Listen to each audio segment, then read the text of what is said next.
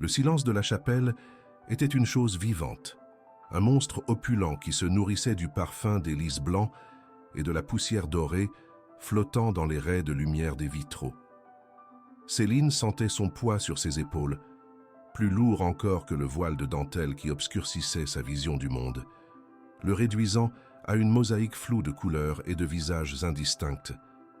Sa main, gantée de soie, tremblait imperceptiblement, une trahison de la façade de calme qu'elle luttait pour maintenir. La voix du prêtre résonnait sous les voûtes séculaires, posant la question qui scellerait son destin, une question dont la réponse avait été achetée, négociée et imposée. Elle n'était pas une mariée, mais une garantie, un sacrifice silencieux sur l'autel de l'orgueil d'un homme. Chaque battement de son cœur était un coup de marteau sur l'enclume de sa résignation, forgeant les chaînes invisibles qui la lieraient au prince Sébastien pour une année entière, une éternité de servitude dorée. À ses côtés, le prince Sébastien se tenait droit, une statue de perfection glaciale taillée dans le marbre de l'arrogance. Son regard ne cherchait pas l'amour dans les yeux voilés de sa future épouse, mais la confirmation de sa victoire. Il la voyait, non comme la femme qu'il allait prendre pour femme, mais comme le trophée ultime de sa vengeance, la pièce maîtresse de son plan méticuleusement orchestré. Pour lui, ce mariage n'était pas une union sacrée, mais une transaction. Il avait payé la dette qui la maintenait en otage, et en retour il prenait sa dignité, son nom, son corps, pour une durée déterminée. Le murmure approbateur de l'Assemblée, composé de la plus haute noblesse du pays, n'était qu'un bruit de fond pour la satisfaction froide qui emplissait sa poitrine.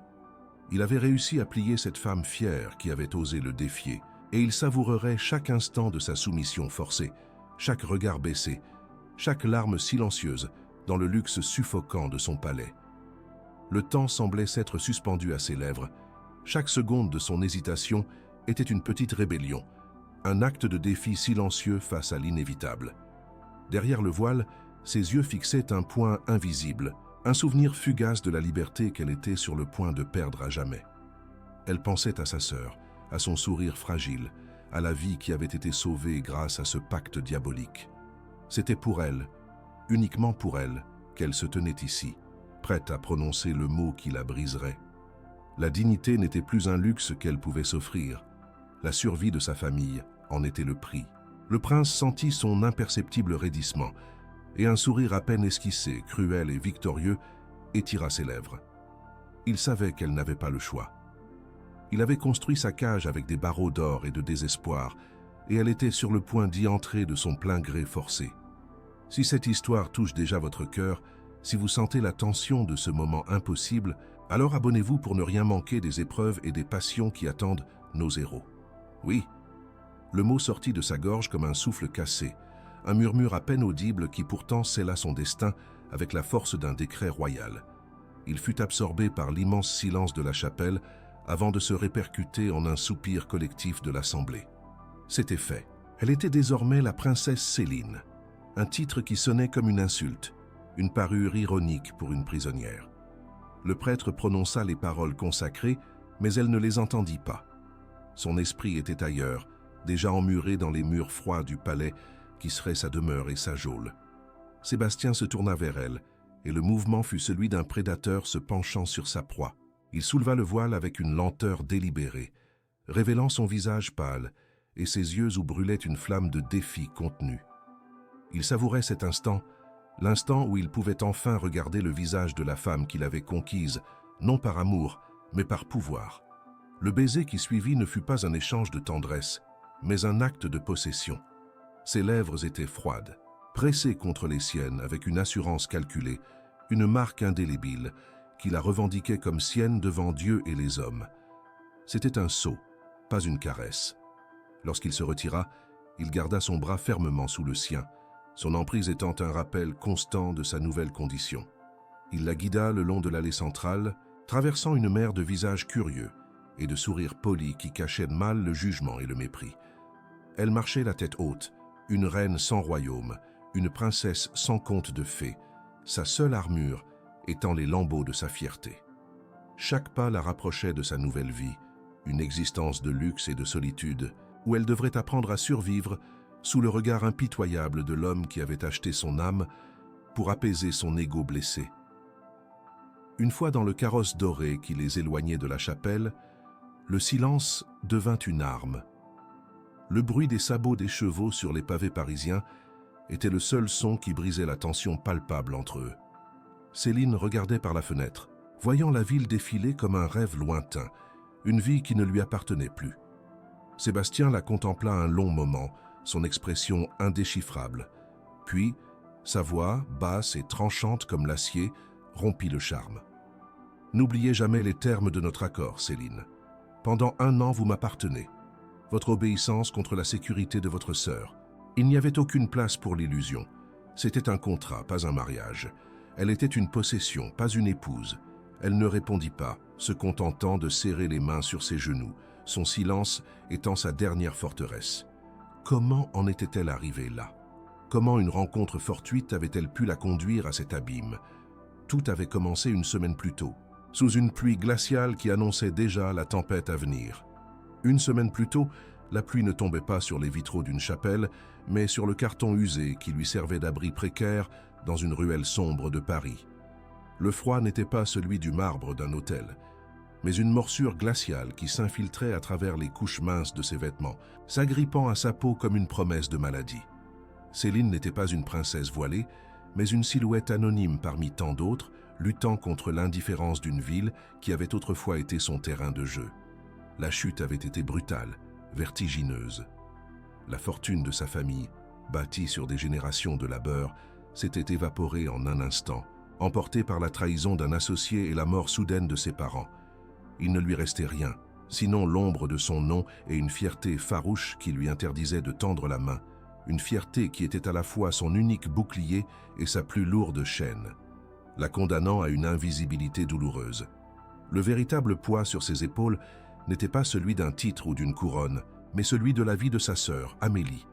Sa petite sœur, son unique famille, était prisonnière d'une maladie qui rongeait ses forces jour après jour, son souffle devenant plus court, son sourire plus fragile.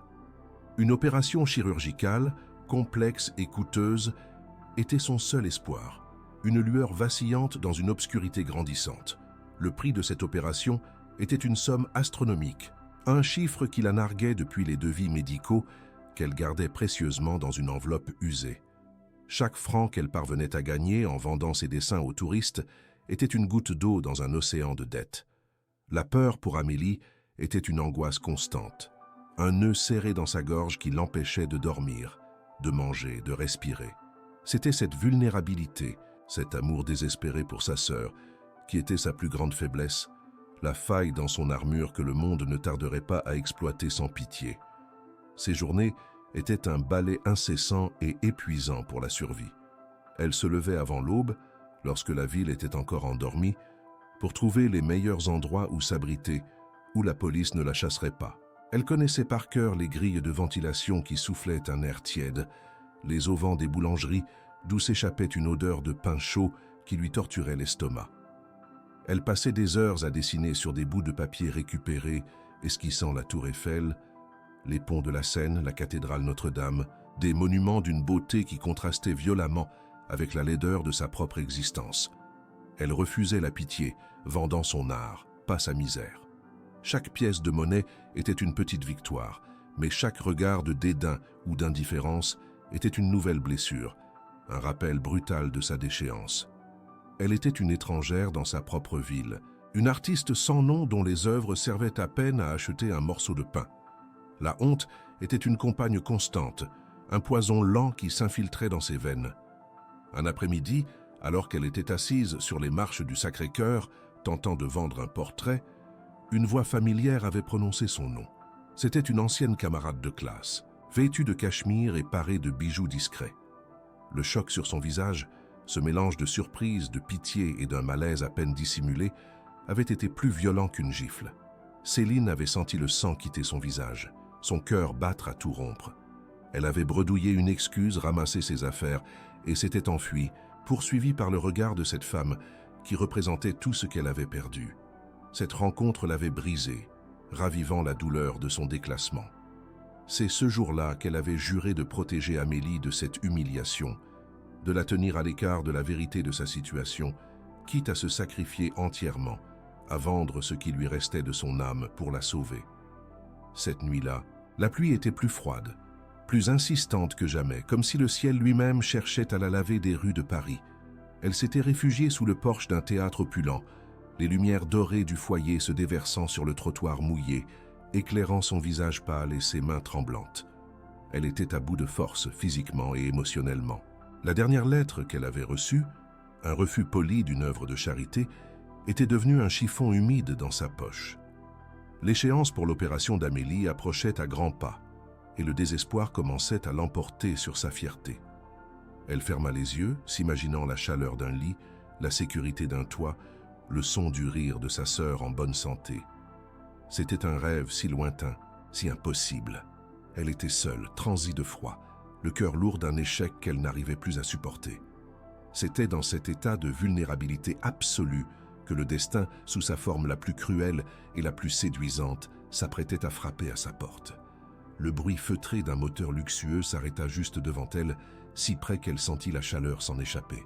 Une portière s'ouvrit avec un claquement sec, et 2 chaussures en cuir, d'un noir si profond et si parfaitement ciré qu'elles reflétaient les lumières de la rue, se posèrent sur le pavé détrempé. Céline ne leva pas les yeux. Elle avait appris à ne pas regarder, à ne pas attirer l'attention, à se fondre dans le décor urbain comme une statue oubliée. Mais une ombre immense la recouvrit, la protégeant soudainement de la pluie battante. Elle sentit un regard peser sur elle, un regard intense, curieux, presque analytique. Le silence s'étira, chargé d'une tension qu'elle ne comprenait pas. Puis, une voix d'homme, grave et empreinte d'une autorité naturelle qui ne tolérait aucune opposition, brisa la mélodie triste de la pluie. Cette voix, elle ne le savait pas encore, était celle qui allait dicter les termes de sa capitulation et paradoxalement de sa renaissance. Finalement, poussée par une force qu'elle ne s'expliquait pas, Céline releva la tête et son regard rencontra le sien. L'homme qui se tenait devant elle n'était pas seulement protégé de la pluie par un long manteau de cachemire noir. Il semblait commandé aux éléments eux-mêmes. Son visage était une œuvre d'art classique, des traits nets et puissants que l'arrogance avait fini de sculpter. Mais c'étaient ses yeux qui la capturèrent, d'un bleu si intense et si froid qu'il semblait contenir les fragments d'un glacier. Il y avait dans son regard une évaluation rapide, une curiosité presque clinique qui la déshabillait de ses couches de misère pour sonder l'âme en dessous. Elle sentit un frisson parcourir son échine qui n'avait rien à voir avec le froid. Cet homme n'était pas un sauveur, il était un prédateur, et elle, dans sa faiblesse, était une proie bien trop évidente. Pour la première fois depuis des mois, elle se sentit vue, et cette visibilité était à la fois terrifiante et étrangement enivrante. Sa voix, lorsqu'il parla enfin, était exactement comme elle l'avait imaginé, profonde, calme et portant le poids d'une autorité incontestée. Vous ne devriez pas rester ici. La nuit sera glaciale. Il n'y avait aucune trace de pitié dans son ton, seulement l'énoncé d'un fait. Il sortit un portefeuille de sa poche intérieure, le cuir souple émettant un son étouffé dans le silence pluvieux. Il en tira une liasse de billets, une somme qui aurait pu payer des semaines de soins pour Amélie. Prenez ceci. Trouvez-vous une chambre d'hôtel, un repas chaud. Il lui tendit l'argent, son geste n'étant pas celui de la charité, mais celui du pouvoir, un geste qui supposait une acceptation automatique, comme si sa fortune lui donnait le droit de réorganiser le monde à sa guise, y compris le destin d'une inconnue tremblante sous un porche. Il la regardait comme on regarde un problème à résoudre, une simple équation dont l'argent était la solution évidente et indiscutable. Mais Céline était faite d'un matériau plus résistant que la résignation. La vue de ces billets, offerts avec une telle désinvolture condescendante, alluma en elle un feu qui réchauffa son sang glacé. Elle redressa le dos, et bien que ses vêtements fussent trempés et usés, sa posture retrouva la noblesse qu'on lui avait autrefois enseignée. Ses yeux, qui quelques instants plus tôt reflétèrent le désespoir, lançaient maintenant des éclairs. « Gardez votre argent, monsieur, dit-elle, sa voix basse mais vibrante d'une fierté féroce. Ma dignité n'est pas à vendre, et je n'ai que faire de la pitié d'un homme qui croit pouvoir tout acheter. » Chaque mot était une pierre lancée contre la forteresse de sa suffisance. Elle refusa de tendre la main, laissant l'offre suspendue dans l'air humide entre eux, Un abîme d'incompréhension et de monde qui se heurtaient violemment. Elle le défiait du regard, une mendiante osant rejeter un roi. Le prince Sébastien sentit le choc de son refus comme une gifle invisible.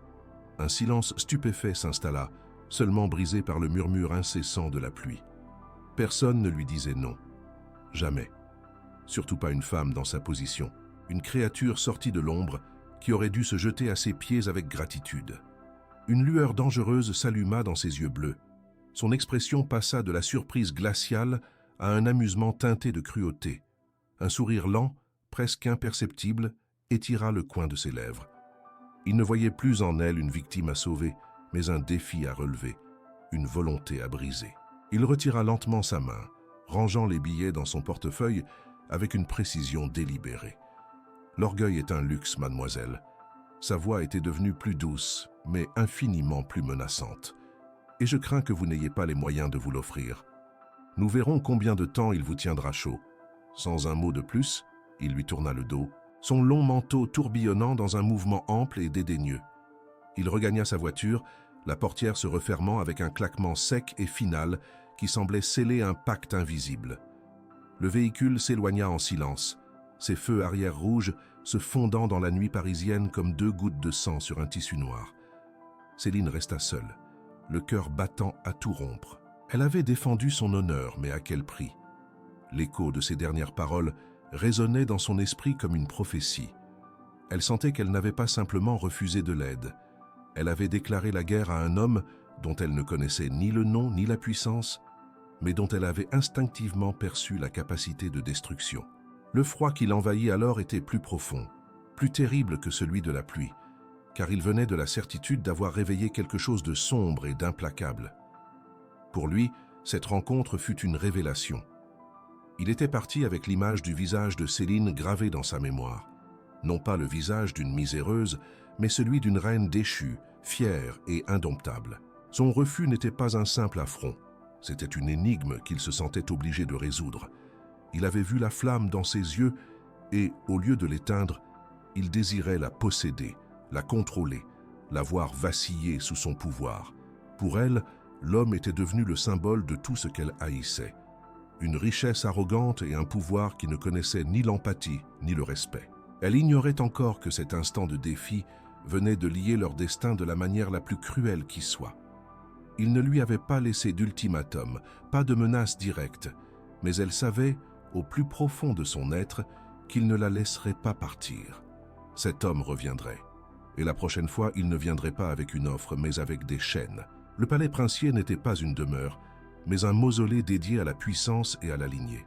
Chaque couloir, pavé d'un marbre impitoyable qui renvoyait l'écho de ses pas hésitants, était gardé par les regards peints et sévères des ancêtres de Sébastien. Céline se sentait observée, jugée par des fantômes de l'histoire qui ne voyaient en elle qu'une usurpatrice, une tache sur leur blason immaculé. Sébastien la guida à travers ce labyrinthe d'opulence glaciale jusqu'à une porte massive en bois sculpté. « Voici vos appartements. » Sa voix était neutre, celle d'un geôlier présentant une cellule de luxe. « Vous y trouverez tout ce dont une princesse pourrait rêver. Vêtements, bijoux, servantes. Votre seule obligation est de jouer votre rôle à la perfection. Ne me décevez pas. » Il ne la regarda pas en prononçant ces mots, son attention déjà tournée vers les affaires de son royaume, la laissant seule face à la porte dorée de sa prison, un symbole écrasant de sa nouvelle vie.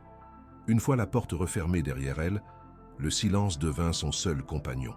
Les appartements étaient d'une beauté à couper le souffle, une symphonie de soie, de velours et de dorure qui aurait dû l'émerveiller mais qui ne faisait que la suffoquer. Une armoire entière était remplie de robes somptueuses, de créations de haute couture qui semblaient se moquer de ses anciens vêtements usés. Une servante, le regard baissé et respectueux, lui présenta une robe de soirée en satin bleu nuit pour le dîner. Ce fut là, dans ce simple geste, que Céline trouva sa première arme. D'une voix douce mais ferme, elle refusa. « Je porterai ma propre robe, merci. » C'était une robe simple, la seule qu'elle avait pu sauver de son ancienne vie, mais elle était sienne.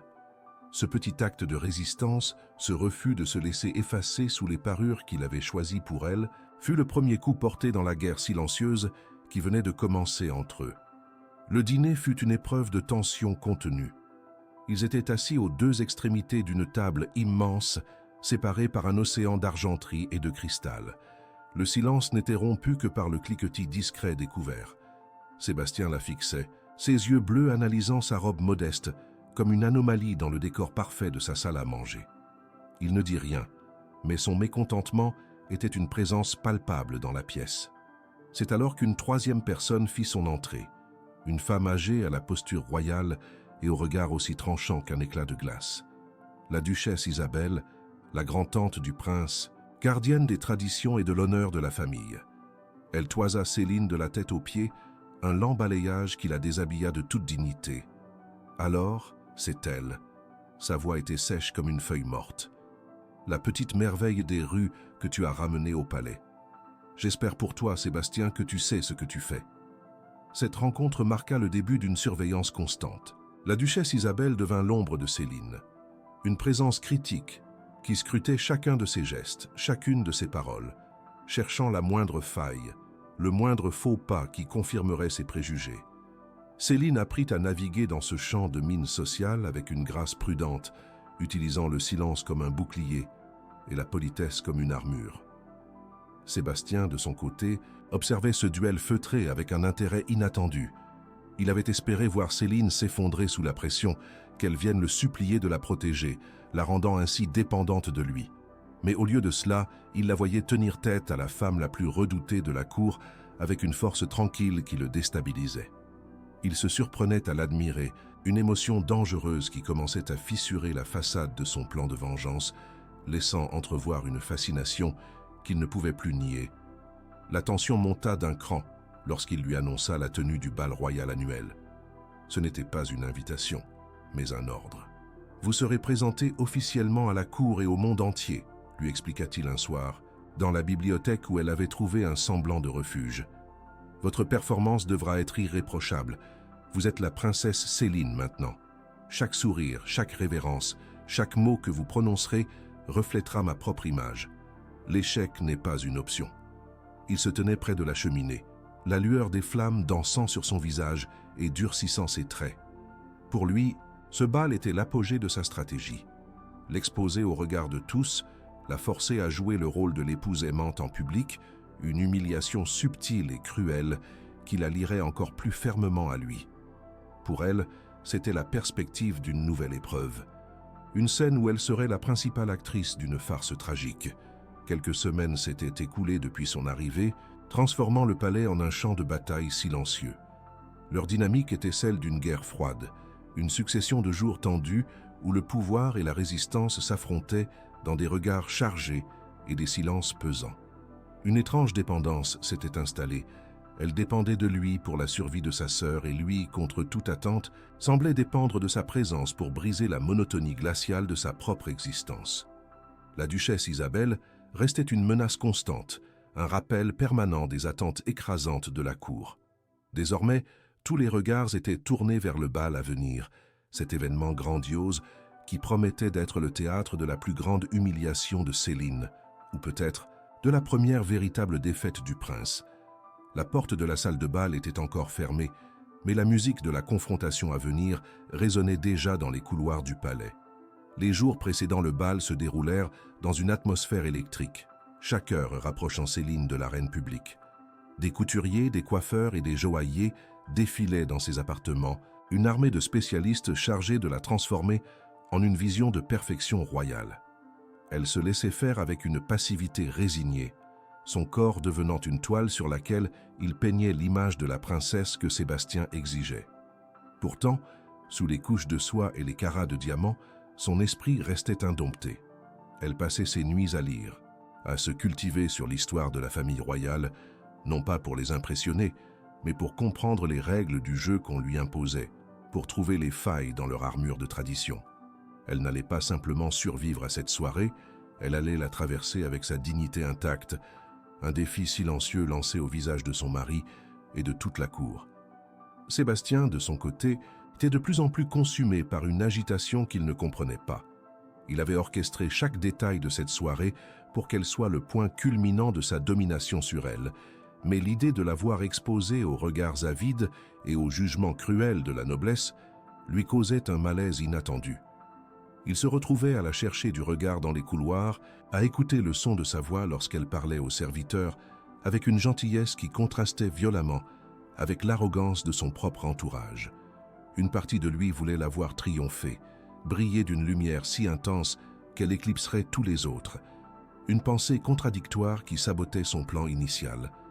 La vengeance, qui avait été son moteur, devenait un fardeau, et le désir de la protéger, même de lui-même, commençait à prendre racine dans son cœur de glace. La veille du bal, il la trouva sur l'un des balcons surplombant les jardins endormis du palais. Elle ne portait pas de bijoux, seulement une simple robe de chambre, ses cheveux détachés flottant dans la brise nocturne. Elle semblait vulnérable, une silhouette fragile face à l'immensité de la nuit. Pour la première fois, il ne la vit pas comme un pion dans son jeu, mais comme une femme portant un poids immense. Il s'approcha lentement, le silence entre eux n'étant plus hostile, mais teinté d'une sorte de trêve. « Vous avez peur ?»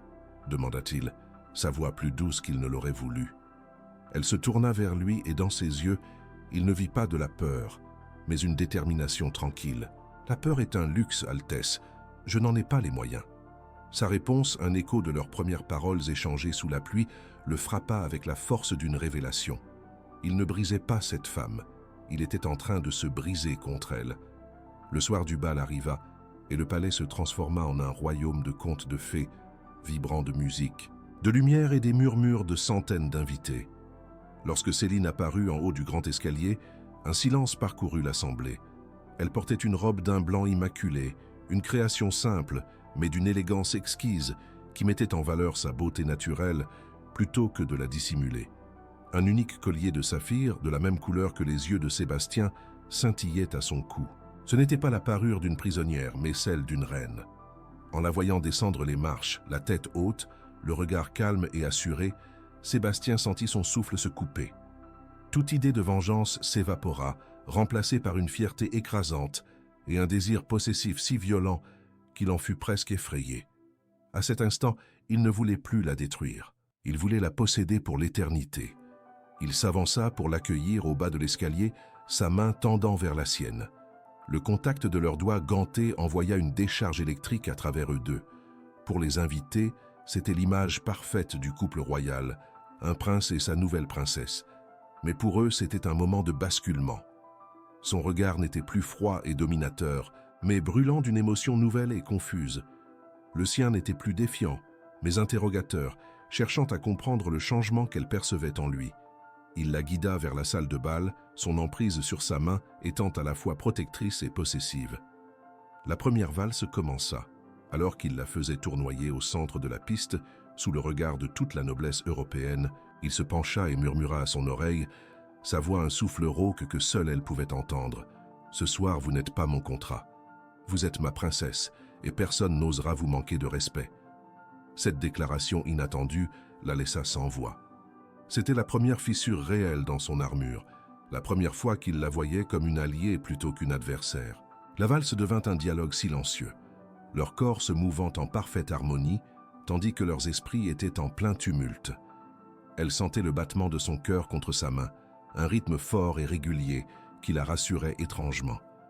Il sentait la chaleur de sa présence, un baume sur la solitude glaciale qui avait toujours été la sienne.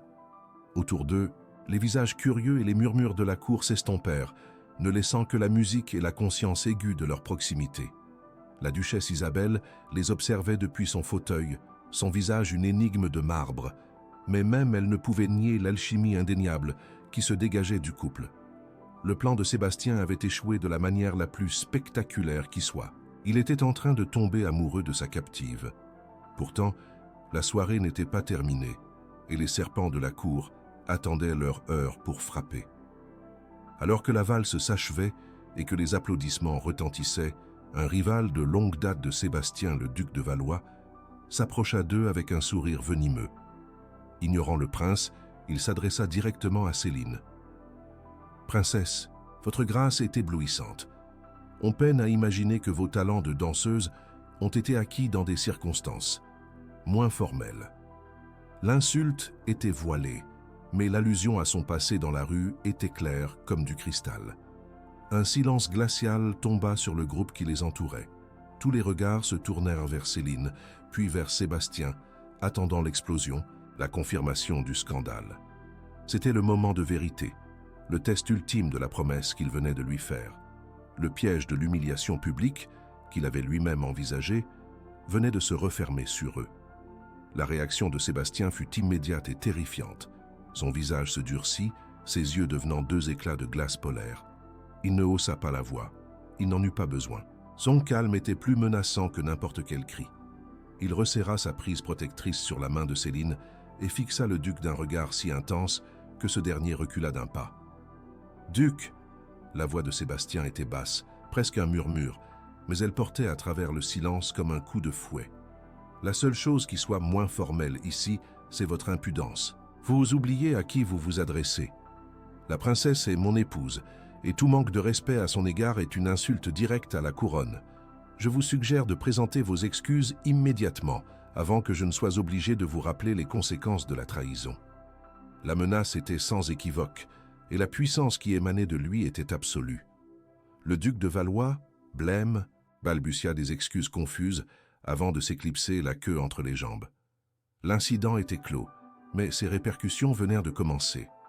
Sébastien avait publiquement défendu Céline, non pas comme un bien, mais comme sa femme, son égale.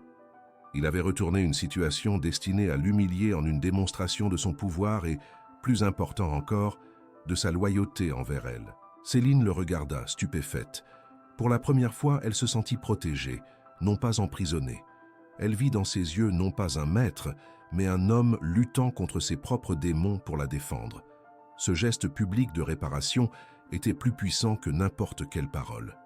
Il venait de redéfinir les termes de leur accord sans même s'en rendre compte, transformant un contrat de vengeance en un pacte de protection. La nuit était loin d'être terminée, mais leur relation venait de changer à jamais.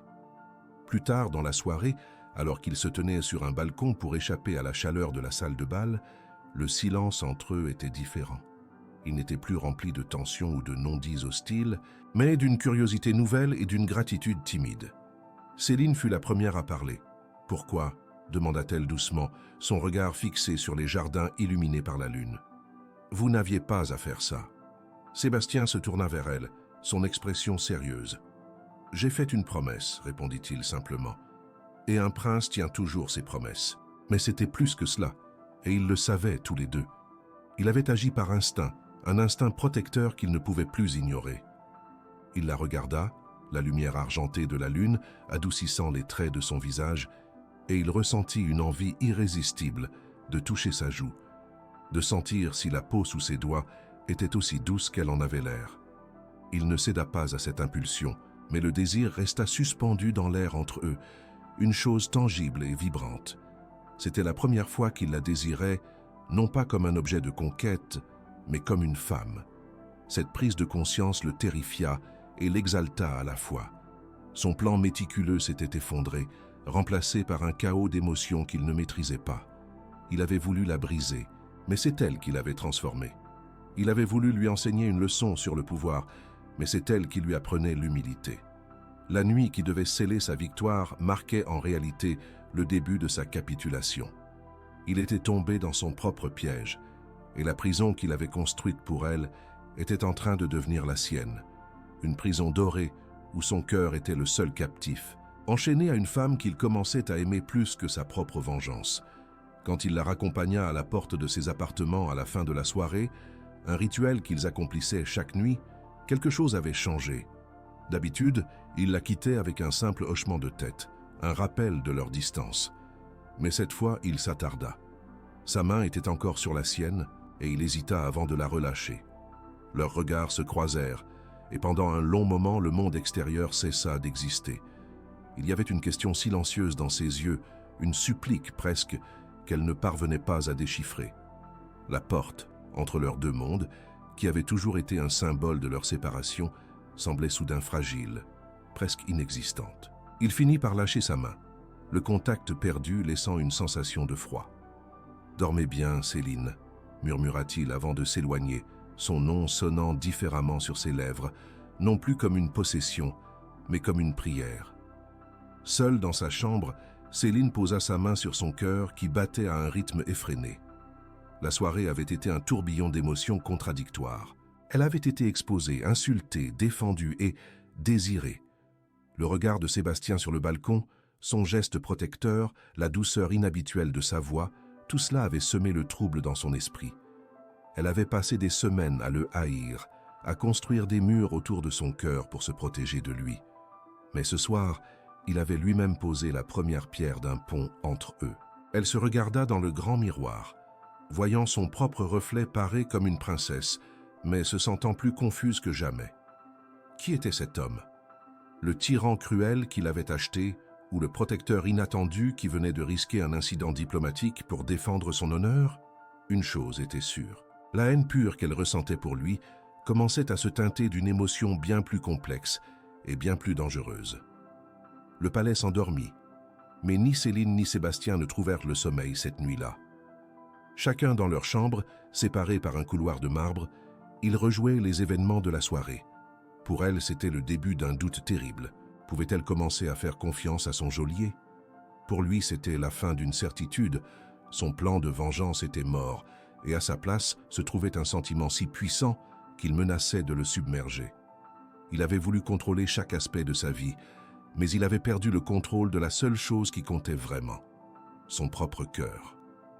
Le bal royal, conçu comme l'acte central de sa cruauté, était devenu par ironie le catalyseur de sa rédemption. La nuit avait été une victoire, mais pas celle qu'il avait prévue.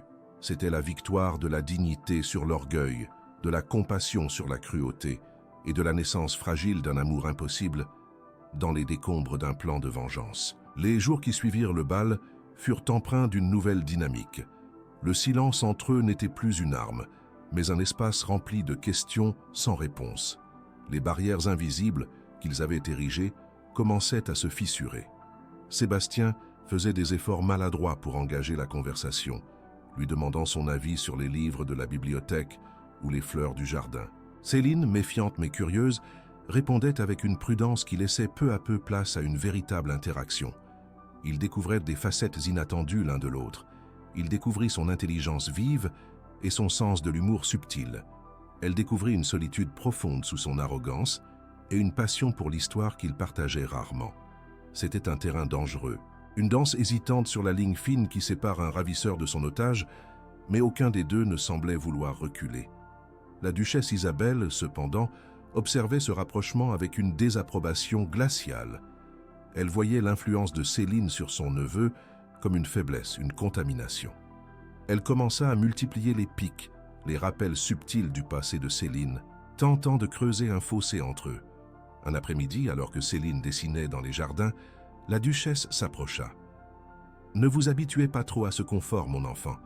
Les contes de fées ont toujours une fin, et le vôtre est écrit sur un contrat d'1 an. » La cruauté de ces mots était conçue pour rappeler à Céline sa véritable position, une invitée temporaire, une pièce interchangeable dans la vie du prince. Mais au lieu de la briser, cette menace ne fit que renforcer la détermination de Céline à ne jamais laisser personne définir sa valeur, que ce soit par la pitié ou par le mépris. Sébastien, conscient des manigances de sa tante, se retrouva dans une position impossible. Défendre Céline ouvertement contre la matriarche de sa famille serait un affront aux traditions, mais ne rien faire revenait à la trahir. Il choisit une troisième voie. Il commença à inclure Céline dans des aspects de sa vie qui lui étaient auparavant interdits. Il l'emmena dans son bureau, lui montra les cartes anciennes de son royaume, lui expliqua les défis politiques auxquels il faisait face. Il lui demandait son opinion, non pas par politesse, mais parce qu'il appréciait réellement sa perspective. Il lui offrait une forme de pouvoir, une place à ses côtés qui n'était pas définie par le contrat, mais par le respect mutuel.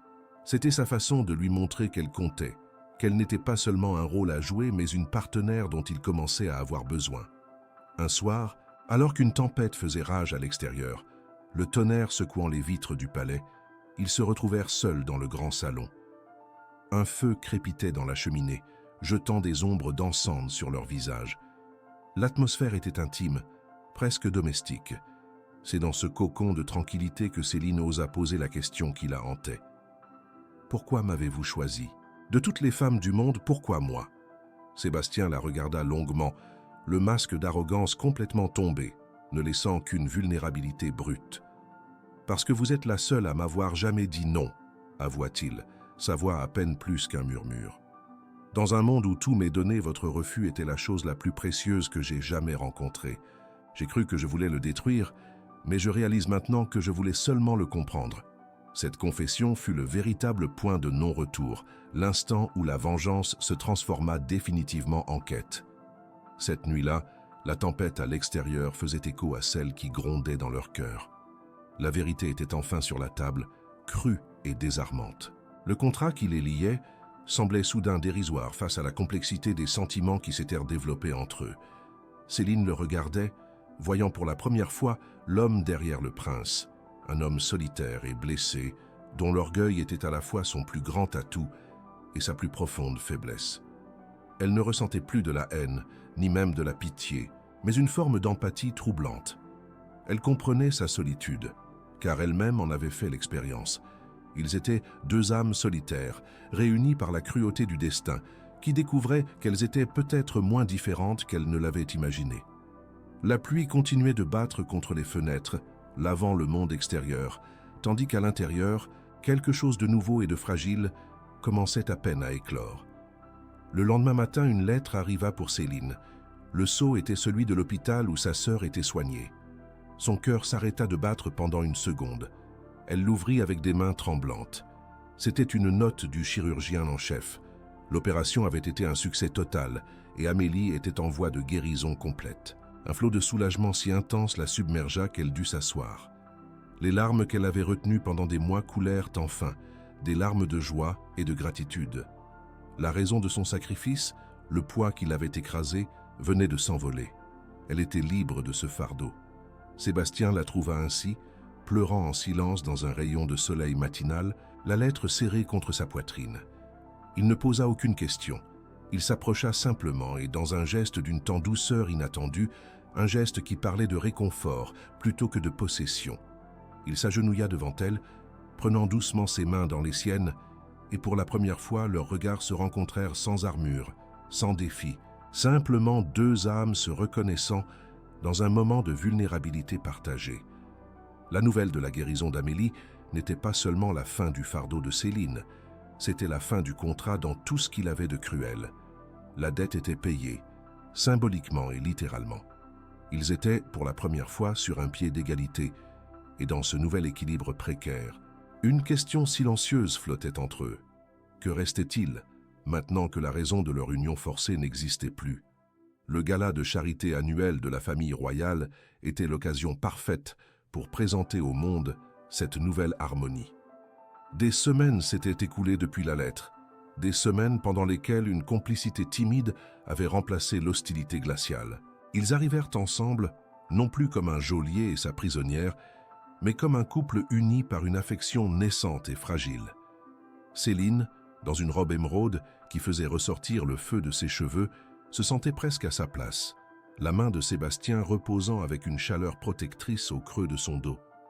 Mais dans la foule scintillante, un regard ne les quittait pas, celui de la duchesse Isabelle. Elle observait leur proximité avec un venin à peine dissimulé, son sourire figé cachant une intention destructrice. Elle ne voyait pas un amour naissant, mais une déviation intolérable de la lignée, une souillure qu'il fallait purger avant qu'elle ne contamine définitivement l'héritage de la famille. Le moment fut choisi avec une précision chirurgicale. Alors que Sébastien prononçait un discours sur la philanthropie, la duchesse s'approcha de Céline, qui se tenait légèrement en retrait. D'une voix faussement douce mais suffisamment haute pour être entendue par le cercle d'aristocrates qui les entourait, elle commença son attaque. C'est touchant de voir le prince parler de générosité, n'est-ce pas? Surtout quand on connaît le prix de certains de ses arrangements les plus personnels. Elle sortit alors de son réticule une feuille de papier pliée, un document à l'allure officielle.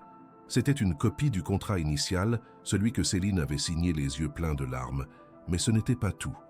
Attachée à celui-ci se trouvait une lettre écrite de la main de Sébastien à son avocat, une lettre qui détaillait avec une froideur clinique son intention de se venger, de la briser, de faire de cette année un spectacle de sa soumission. La duchesse, avec un plaisir sadique, se mit à lire à haute voix les passages les plus cruels. Les mots frappèrent Céline comme des pierres. Son orgueil sera sa chute. Elle apprendra que personne ne me rejette impunément. 20 ans pour la faire tomber amoureuse, un instant pour la détruire. Un silence de mort tomba sur la salle. La musique sembla s'évanouir. Les lustres de cristal devinrent des soleils aveuglants. Chaque mot était un clou enfoncé dans le cercueil de l'espoir qu'elle avait commencé à nourrir. Les murmures se transformèrent en regards, un mélange de pitié, de mépris et de curiosité morbide. C'était pire qu'une humiliation. C'était la dissection publique de son cœur, l'exposition de sa plus grande vulnérabilité, son affection naissante pour lui, qui se révélait n'être que la cible d'un jeu cruel. Le monde qu'elle commençait à construire s'effondrait en un fracas assourdissant. Tous les regards se tournèrent vers Sébastien, qui avait interrompu son discours, figé sur l'estrade. Son visage était livide, une toile blanche sur laquelle se peignaient l'horreur, la culpabilité et la panique. C'était sa chance de la sauver, de crier au mensonge, de la défendre comme il l'avait fait au bal. Mais il ne pouvait pas. Les mots étaient les siens. Le poison venait de sa propre plume. Il ouvrit la bouche, mais aucun son n'en sortit. Son silence fut une confession, un verdict de culpabilité qui résonna plus fort que n'importe quel aveu. Céline le regarda, et dans ses yeux, il ne vit ni haine ni colère. Il vit quelque chose de bien pire, la lumière qu'il avait commencé à chérir s'éteindre, remplacée par un vide insondable, une douleur si pure et si profonde qu'elle le brisa de l'intérieur. Il avait échoué. Il ne l'avait pas seulement laissé être humilié, il était la source même de son agonie. Elle ne versa pas une larme. Sa dignité fut sa dernière armure. Elle redressa les épaules, un mouvement presque imperceptible qui lui coûta toutes ses forces. Sans un mot, elle tourna le dos à la duchesse triomphante, au prince pétrifié et à la foule avide de scandale. Elle traversa la grande salle de bal, la marée humaine s'écartant sur son passage comme si elle était une apparition. Chaque pas était mesuré, une fuite empreinte d'une grâce tragique. Elle ne courait pas, elle se retirait d'un champ de bataille où elle avait déjà tout perdu. Elle franchit les portes dorées, les abandonnant à leur monde de mensonges et de cruauté, et s'avança dans la nuit froide qui l'attendait. Elle ne se dirigeait nulle part en particulier, seulement loin, loin de la douleur, loin de l'homme qui avait orchestré sa destruction avant même de commencer à la reconstruire. La porte du palais se referma derrière elle dans un bruit sourd, scellant la fin de leur histoire. Dans la salle de bal, le silence pesait comme une pierre tombale. Sébastien descendit lentement de l'estrade, ses jambes tremblantes. Il s'arrêta devant sa grand-tante, dont le visage affichait une satisfaction glaciale, puis son regard tomba sur la lettre à ses pieds. C'était le testament de sa propre monstruosité. Il l'avait écrite avec un orgueil blessé, sans jamais imaginer qu'elle deviendrait l'arme qui détruirait la seule chose qui avait jamais compté pour lui. Dehors, la tempête qui menaçait depuis des heures éclata enfin, le premier coup de tonnerre secouant les fondations du palais, comme un écho au cataclysme qui venait de dévaster son âme. Il avait gagné. Sa vengeance était complète. Céline était brisée, exactement comme il l'avait prévu. Et lui, au milieu de sa victoire, n'avait jamais été aussi seul, aussi vide, aussi irrémédiablement perdu. Si vous avez ressenti la douleur de cette trahison, si votre cœur s'est brisé avec celui de Céline, laissez un commentaire pour nous dire ce que vous avez ressenti et n'oubliez pas de regarder la suite pour savoir si la rédemption est encore possible. Elle marcha à travers la nuit parisienne sans sentir la pluie glaciale qui s'abattait sur ses épaules, une répétition cruelle de la nuit où tout avait commencé. La somptueuse robe émeraude, symbole d'une vie qui n'avait été qu'un mirage, était maintenant alourdie par l'eau, collant à sa peau comme un linceul de soie. Chaque rafale de vent était une gifle, chaque éclair un rappel de l'explosion qui venait de dévaster son âme. Elle ne pleurait pas. La trahison était un poison si violent qu'il avait asséché la source même de ses larmes. Son esprit était un désert, hanté par l'écho des mots cruels de la lettre et, pire encore, par le silence assourdissant de Sébastien. Elle se réfugia sous l'auvent d'une librairie fermée, se faisant aussi petite que possible, redevenant une ombre anonyme dans la ville. Elle n'était plus une princesse, ni même une survivante. Elle n'était rien, juste une douleur qui respirait, une coquille vide échouée sur les rives de la cruauté d'un homme. Pendant ce temps, au palais, le chaos était un monstre qui se réveillait. Sébastien ignora les murmures horrifiés, les regards de pitié et la satisfaction glaciale sur le visage de sa grand-tante. Il se précipita hors de la salle de bal, son cœur battant un rythme de panique pure. Il courut à travers les couloirs dorés, criant son nom, sa voix se brisant contre le marbre froid. Il sortit dans les jardins, sous le déluge, l'eau s'infiltrant dans son costume impeccable. Mais il ne sentait rien d'autre que le vide glacial laissé par son départ. Ses gardes le suivirent, impuissants, observant leur prince se transformer en un homme fou de chagrin, cherchant désespérément dans la nuit une femme qu'il venait de condamner. Il fouilla les rues adjacentes, son cri se perdant dans le fracas du tonnerre. Mais elle était partie. Elle s'était évaporée dans la nuit comme un rêve, le laissant seul avec les ruines de sa prétendue victoire, une victoire qui avait le goût amer des cendres. Les semaines se transformèrent en mois. Céline avait fui Paris, utilisant les quelques économies qu'elle avait réussi à mettre de côté pour prendre un train vers le sud, vers la lumière et l'anonymat de Marseille. La mer Méditerranée devint sa confidente, ses vagues murmurant un chant de résilience qui apaisait lentement les bords tranchants de sa douleur. Elle loua une chambre minuscule au-dessus d'une boulangerie dans le quartier du Panier, où l'odeur du pain chaud et de la fleur d'oranger lui offrait un réconfort simple et tangible. Elle recommença à dessiner, non plus les monuments grandioses d'une ville qui l'avait trahie, mais les visages burinés des pêcheurs, les sourires fatigués des commerçants, la vie authentique qui pulsait autour d'elle. Chaque portrait était une thérapie, une façon de se reconnecter à l'humanité, de retrouver sa propre valeur loin des dorures et des mensonges d'un monde qui avait failli la détruire. À Paris, le palais était devenu une prison de silence et de regret pour Sébastien. Il avait congédié les meilleurs enquêteurs privés qui n'avaient trouvé aucune trace d'elle. C'était comme si elle avait été une illusion, un fantôme qu'il avait lui-même invoqué pour le tourmenter. Il passait ses journées enfermé dans son bureau, relisant la lettre infâme, chaque mot un coup de poignard dans sa propre conscience. Il avait banni la duchesse de sa présence, incapable de supporter la vue de celle qui avait été l'instrument de sa chute, mais il savait que le véritable coupable, c'était lui. L'arrogance qui l'avait défini s'était effritée, ne laissant qu'un homme brisé, confronté à l'immensité de sa faute. Il comprenait enfin que son désir de vengeance n'était que le cri d'un homme terriblement seul, et en essayant de briser la seule personne qui avait vu au-delà de son titre, il n'avait réussi qu'à se condamner à une solitude éternelle. Près d'une année s'était écoulée.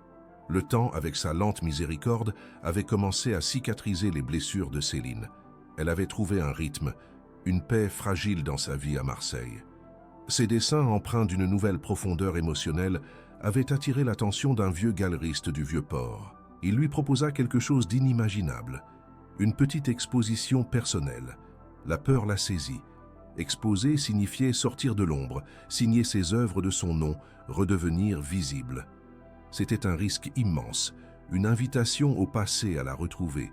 Pourtant, le désir de voir son travail reconnu, de prouver à elle-même qu'elle pouvait exister par son propre talent, était plus fort. C'était l'ultime acte de rébellion contre l'homme qui avait voulu la réduire à un rôle.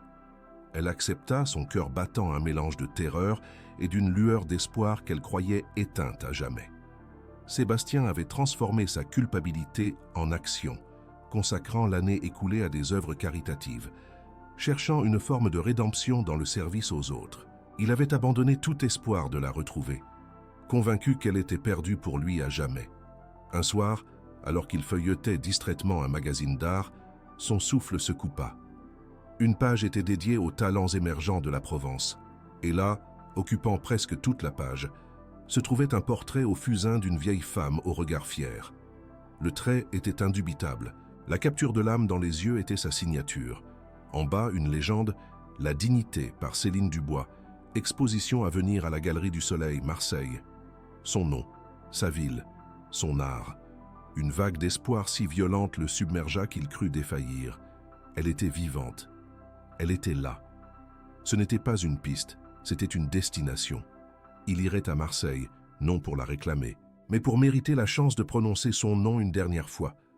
Le magazine d'art tomba de ses mains, mais l'image de son nom, imprimée en lettres noires et audacieuses, resta brûlée sur sa rétine. Marseille. C'était là. Une certitude, une bouée de sauvetage dans l'océan de son désespoir. En un instant, le prince s'évapora. ne laissant qu'un homme mu par une urgence primale. Il ne donna aucun ordre, n'attendit aucun valet. Il traversa les couloirs du palais comme une tempête, son costume de créateur devenant l'uniforme d'un soldat partant pour la bataille la plus importante de sa vie. Il rejoignit l'héliport privé, le bruit des pales vrombissantes se mêlant au chaos de son propre cœur. Il n'emportait rien, ni bagages, ni garde du corps, seulement le poids écrasant de sa faute et une lueur d'espoir si fragile qu'il craignait de l'éteindre en respirant. Le jet décolla dans la nuit parisienne, fendant les nuages comme une flèche tirée vers le sud, vers sa seule et unique chance de rédemption. Le voyage fut un purgatoire suspendu entre ciel et terre. À travers le hublot, il regardait la France défiler sous lui, une tapisserie sombre piquée des lumières des villes endormies. Chaque kilomètre qui le rapprochait d'elle était un pas de plus vers son jugement. Il revoyait son visage au gala, la lumière s'éteignant dans ses yeux, une image qui le hantait chaque nuit depuis un an. Il revoyait la lettre, ses propres mots arrogants et cruels, des armes qu'il avait forgées pour la détruire et qui n'avaient réussi qu'à l'éviscérer lui-même. La peur était une chose nouvelle pour lui, une créature froide qui lui serrait la gorge. Peur qu'elle refuse de le voir, peur qu'elle ait reconstruit sa vie sur les cendres de celle qu'il avait incendiée. Peur surtout qu'elle soit heureuse sans lui. Il atterrit à Marseille à l'aube, l'air salin et vibrant de la ville portuaire, le frappant comme une réalité brute, si loin du silence feutré de son palais. Il n'était plus un prince ici, juste un étranger dans une ville qu'il ne connaissait pas. Il marcha dans les rues sinueuses du vieux port, le soleil levant peignant le ciel de teintes roses et orangées. L'odeur du poisson, du café fort et de la mer se mêlait aux cris des mouettes et aux conversations animées des marchands. C'était un monde vivant, authentique, un monde qui n'avait que faire des titres et des couronnes. Il demanda son chemin à plusieurs reprises, sa voix hésitante, son allure contrastant violemment avec le décor. Il trouva enfin la petite rue, pavée et étroite, et au bout, une devanture bleu pastel, galerie du soleil. Son cœur s'arrêta. La porte était encore fermée. Il attendit, assis sur les marches d'un immeuble voisin, pendant des heures qui lui parurent des siècles, regardant la ville s'éveiller autour de lui, un homme déchu attendant à la porte du paradis qu'il avait lui-même saccagé. La porte de la galerie s'ouvrit enfin, et il la vit. Elle n'était pas la princesse parée de diamants, ni la survivante tremblante sous la pluie. C'était une femme nouvelle, ou peut-être la vraie femme qu'il n'avait jamais vraiment vue, vêtue simplement d'un pantalon de lin et d'une chemise blanche, les cheveux attachés en un chignon désordonné. Elle déplaçait ses propres toiles avec une force tranquille. La lumière matinale inondait la petite galerie, illuminant son visage concentré et la passion qui émanait de chacun de ses gestes. Il la regarda à travers la vitre, invisible, le souffle coupé. Elle riait avec le vieil homme qui tenait la galerie, un rire libre et sincère, un son qu'il n'avait jamais entendu. À cet instant, il comprit l'étendue de son crime.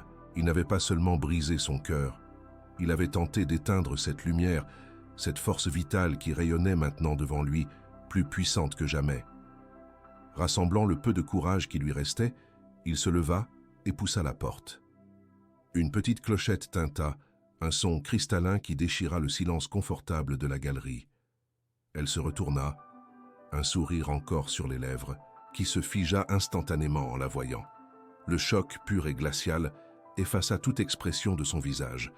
Son corps se raidit, ses yeux devinrent deux éclats de glace, érigeant une muraille infranchissable entre eux.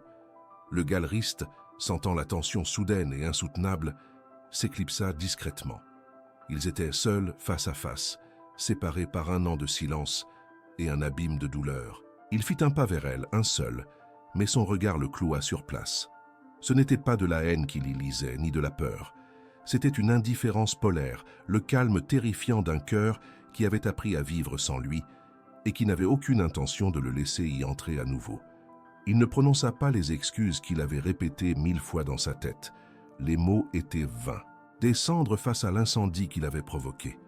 À la place, il sortit de sa veste un document relié en cuir. Ce n'était pas un contrat, c'était l'acte de création d'une fondation, la Fondation Amélie, dotée de millions provenant de la vente d'une de ses propriétés personnelles, destinée à financer des soins médicaux pour les plus démunis à travers toute la France. Il le posa doucement sur un comptoir entre eux. « Je ne suis pas venu pour demander votre pardon, Céline. Sa voix était rauque, brisée par une émotion qu'il ne cherchait plus à cacher. « Je suis venu vous montrer ce que vous m'avez appris.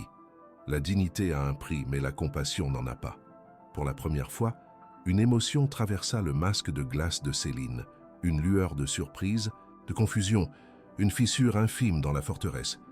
Elle ne dit rien, mais son regard quitta le sien pour se poser sur le document, une invitation silencieuse à continuer. Il avança d'un pas, brisant la distance sacrée qu'elle avait établie entre eux, et sa voix, lorsqu'il parla, n'était plus celle d'un prince, mais celle d'un homme à genoux. « Cette fondation n'est pas un paiement. Rien ne pourra jamais payer ce que je vous ai fait. C'est une conséquence. La conséquence de vous avoir rencontré.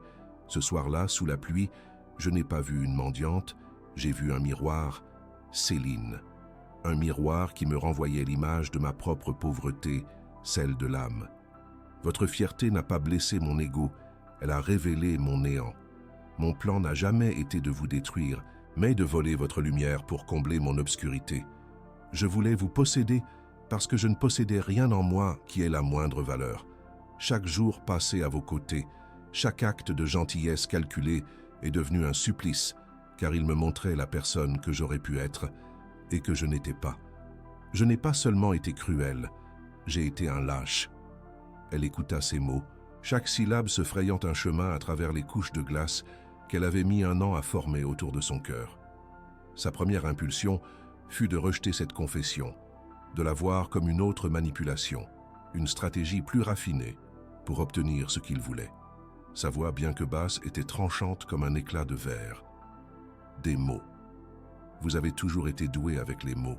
Sébastien, ceux que vous écriviez à votre avocat, ceux que vous murmuriez pour me faire croire à une protection qui n'était qu'une autre facette de ma cage. Vous parlez de lumière, mais vous avez attendu que je sois à l'apogée de l'espoir pour convoquer les ténèbres. Vous m'avez exposé au monde non pas comme une femme, mais comme un objet de votre vengeance, un trophée de votre orgueil blessé. Comment puis-je croire que cet homme-là a disparu? Comment puis-je savoir que ce repentir n'est pas le dernier acte de votre pièce macabre? Vous ne m'avez pas seulement humilié, vous m'avez appris que l'espoir est le plus cruel des poisons. Il ne recula pas face à son accusation. Il l'accueillit comme une pénitence méritée, hochant la tête à chaque mot, son visage se tordant de douleur. Vous avez raison. Chaque mot que vous prononcez est la vérité. Je ne vous demande pas de me croire, je ne mérite pas votre confiance, mais je veux que vous sachiez que le poison a agi dans les deux sens. Le jour où vous avez quitté le palais, vous n'avez pas fui une prison, vous l'avez laissée derrière vous, et j'en suis devenu le seul occupant. Chaque couloir silencieux, chaque pièce vide criait votre nom. J'ai compris ce soir-là que mon plan avait réussi au-delà de mes espérances. J'avais réussi à détruire la seule personne que j'ai jamais aimée. Et en vous détruisant, je me suis anéanti. L'année qui vient de s'écouler n'a pas été une année de règne, mais une année d'exil au cœur de ma propre vie. Je ne suis pas venu ici pour récupérer une princesse, Céline. Je suis venu supplier l'artiste, la survivante, la femme que vous êtes, de m'apprendre comment on fait pour se reconstruire. Ces dernières paroles, prononcées dans un murmure brisé, furent la clé qui ouvrit la dernière serrure de son cœur.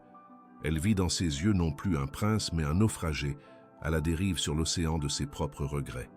Lentement, presque craintivement, elle tendit la main, non pas pour prendre le document de la fondation, mais pour le poser sur le dos de la sienne, qui reposait, tremblante, sur le comptoir. Ce contact, le premier en un an, fut un choc électrique, un pont fragile jeté au-dessus d'un abîme de douleur. Sa peau était chaude contre la sienne, il releva la tête, ses yeux brillants de larmes qu'il ne retenait plus, et il vit dans les siens non pas le pardon total, mais quelque chose de plus précieux encore, une possibilité. Le silence qui s'installa entre eux n'était plus hostile, mais rempli du poids de tout ce qui pourrait être, si seulement ils en avaient le courage. La galerie semblait retenir son souffle, témoin de la naissance fragile d'un nouveau commencement. La reconstruction ne se décrète pas. « Sébastien !» dit-elle enfin, sa voix douce mais ferme, sa main toujours posée sur la sienne. Elle se bâtit, acte par acte, vérité par vérité. Si vous voulez apprendre, alors apprenez avec moi. Mais pas là-bas, pas dans votre monde de faux-semblants et de protocoles, ici ou ailleurs. Un endroit où nous ne serons pas un prince et sa conquête, mais un homme et une femme. Un endroit où votre nom n'ouvrira aucune porte, et où le mien ne sera plus un murmure de scandale. Ce n'était pas une demande, mais une déclaration, un nouveau contrat, non pas écrit sur du papier, mais scellé par le contact de leur peau. Il la regarda, une lueur de compréhension et de gratitude infinie dans les yeux. Il n'hésita pas une seconde. « N'importe où, Céline, tant que c'est avec vous. Je laisserai tout derrière moi. Le titre, le palais, le passé. Tout. Vous êtes mon seul royaume désormais. » Ils quittèrent la galerie ensemble, laissant derrière eux les fantômes du passé et le document de la fondation qui serait géré par d'autres. La clochette de la porte tinta une dernière fois, marquant la fin d'un chapitre et le début d'un autre. Ils marchèrent dans les rues de Marseille, non plus comme un prince et une fugitive, mais comme deux survivants s'avançant main dans la main vers un avenir incertain mais partagé. Le soleil méditerranéen baignait leurs visages, une promesse de chaleur et de lumière. Ils ne savaient pas où ils iraient, ni ce qu'ils deviendraient, mais ils savaient qu'ils le découvriraient ensemble. Leur plan était simple, vivre, vraiment vivre, loin des ombres. Des mois plus tard, loin de la France, sur une petite île grecque où personne ne les connaissait, un simple anneau d'argent, forgé par un artisan local, serait le symbole de leur véritable union, une consécration silencieuse et authentique de l'amour qui avait fleuri sur les ruines de la vengeance. 2 ans s'étaient écoulés depuis leur départ de Marseille, 2 années passées à tisser une nouvelle vie, fil par fil, sur une petite île grecque baignée de lumière. Leur mariage n'eut rien de la splendeur glaciale de la chapelle parisienne. Il se déroula sur une falaise, surplombant la mer Égée, au coucher du soleil, le ciel peignant l'horizon de teintes pourpres et dorées. Il n'y avait ni voile de dentelle, ni uniforme princier, seulement le lin blanc de leurs vêtements simples qui flottait dans la brise saline. Leurs témoins étaient le vieil artisan qui avait forgé leurs anneaux d'argent et sa femme, leur visage buriné par le soleil et la bienveillance. Quand Sébastien glissa l'anneau à son doigt, il ne scellait pas un contrat de possession, mais murmurait une promesse, un vœu sacré de dévotion éternelle. Leurs mains, qui s'étaient autrefois touchées avec méfiance et hostilité, s'unirent dans un geste de confiance absolue, sous le regard bienveillant d'un ciel infini qui ne connaissait ni titre ni passé. Leur quotidien était une mélodie douce, composée de rituels simples et d'une paix chèrement acquise. Ils vivaient dans une petite maison blanchie à la chaux, dont les volets bleus s'ouvraient sur une mer d'un saphir éclatant. Chaque matin, ils se levaient à l'aube pour écrire, non plus des décrets royaux, mais des récits historiques sous un nom d'emprunt, sa passion retrouvée. Céline, quant à elle, avait installé son atelier dans une pièce inondée de lumière, ses toiles capturant la force tranquille des pêcheurs et l'éclat des bougainvilliers. Leur journée était rythmée par le bruit des vagues, l'odeur du café sur la terrasse et de longues promenades silencieuses sur la plage. Le luxe n'était plus dans les dorures d'un palais, mais dans le temps qu'il s'offrait, dans la certitude de la présence de l'autre, une présence qui était à la fois un refuge et une célébration constante de leur amour, un amour qui n'avait plus besoin de mots pour exister. Un soir, une tempête éclata, violente et soudaine, rappelant inévitablement les nuits de leur plus grande douleur. La pluie battait contre les fenêtres, le vent hurlait comme un fantôme de leur passé. Mais cette fois, il n'y eut ni fuite ni peur. Sébastien la rejoignit sur la terrasse couverte, l'enveloppant dans une couverture de laine épaisse. Ils regardèrent ensemble le spectacle furieux de la nature, non plus comme 2 adversaires séparés par un orage, mais comme un seul être, abrité et en sécurité. « La pluie ne me fait plus peur », murmura-t-elle contre son épaule. Il resserra son étreinte, déposant un baiser sur ses cheveux. « C'est parce que nous avons appris à danser sous elle », répondit-il doucement. La pluie, autrefois symbole de sa détresse et de sa solitude, était devenue le témoin de leur résilience, une force qui ne pouvait plus les atteindre, car ils avaient construit leur propre abri impénétrable, fait de pardon et d'amour. Une lettre d'Amélie arriva un matin, le papier vibrant de la joie de vivre de la jeune femme. Elle racontait ses succès au sein de la fondation, sa gratitude éternelle, et avait joint à sa lettre une coupure de magazine. C'était une photo du palais parisien, majestueux et distant, une relique d'un autre monde. Ils la regardèrent ensemble, leurs doigts se frôlant. Il n'y avait ni regret ni nostalgie dans leurs yeux, seulement la reconnaissance paisible d'un chemin parcouru. C'est étrange, dit Céline en traçant du doigt les contours des grilles dorées. On dirait une cage magnifique. Sébastien prit la photo et la posa, face contre table. Mon seul royaume est ici, dit-il en posant sa main sur le cœur de Céline. Le reste n'était qu'un décor. Il comprenait désormais que la véritable richesse ne se mesurait pas en hectares ou en titres, mais dans la liberté de choisir chaque jour la personne avec qui l'on voulait partager son âme. Leur passé, cependant, leur fit un dernier cadeau sous la forme d'une visite inattendue. Le vieux galeriste de Marseille, leur premier allié, arriva sur l'île, le sourire aux lèvres. Il leur apprit qu'un grand musée parisien souhaitait acquérir une des œuvres de la première exposition de Céline. Il sortit une reproduction de la toile en question, La Dignité, ce portrait au fusain qui avait été le phare de Sébastien dans sa quête de rédemption. En voyant l'image, Sébastien sentit une vague d'émotion pure le submerger. Il se tourna vers Céline, ses yeux brillant d'une fierté sans limite. « Ils veulent exposer la première chose de véritable valeur que j'ai jamais possédée, » dit-il, mais sa voix indiquait clairement qu'il ne parlait pas de la toile. La reconnaissance publique du talent de Céline était la consécration de sa survie, et pour lui c'était le sceau final de son pardon, la preuve que de la plus sombre des vengeances pouvait naître la plus belle des lumières. Cette nuit-là, la lune était un disque d'argent suspendu au-dessus de la mer calme. Dans le silence de leur chambre, elle se blottit contre lui, sa tête reposant sur sa poitrine. Elle sentait les battements réguliers de son cœur, un rythme qui était devenu la berceuse de sa vie. Le prince arrogant et l'artiste brisé avaient disparu, ne laissant que cet homme et cette femme, unis par des cicatrices qui formaient désormais la carte de leur amour. Il caressa ses cheveux, son souffle chaud contre sa tempe.